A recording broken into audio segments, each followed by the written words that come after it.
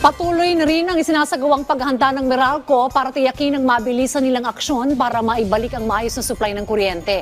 Ito'y sakaling may tumamang kalamidad sa Metro Manila at karatig lugar nito. Ang detalye sa report ni Rod Lagusan. Tiniyak ng Meralco na handa sila sakaling may tumamang kalamidad sa Metro Manila at karatig ng mga lugar na kasama sa kanilang siniserbisyuhan. Kasama sa mahalagang bahagi nito ay maisaayos at maibalik ang supply ng kuryente na inaasahang maapektuhan. Kasunod na rin ito ng sunod-sunod na malalakas na lindol na naitala sa Cebu at Davao Oriental. We are investing heavily on our distribution resiliency program.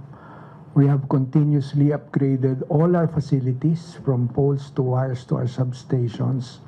We have been replacing wooden poles with taller and stronger concrete or steel poles.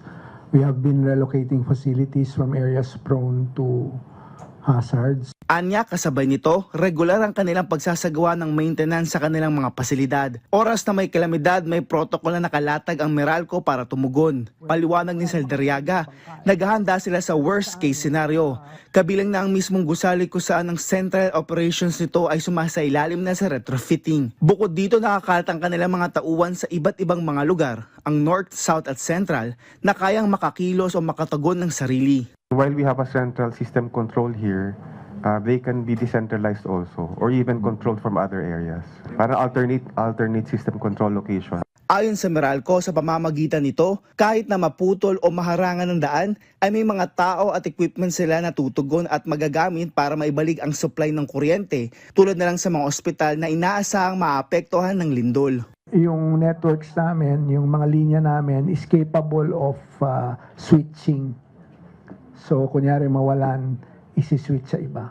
Bukod dito, Anya, may mga mobile generator set sila na nakakalat tulad ng ginamit sa eleksyon. Ito'y para agad na may sasalo sakaling maapektuhan ang supply ng kuryente. Samantala, may rubber boats din ang Meralco na maaari ding magamit pang rescue oras na kailanganin ito.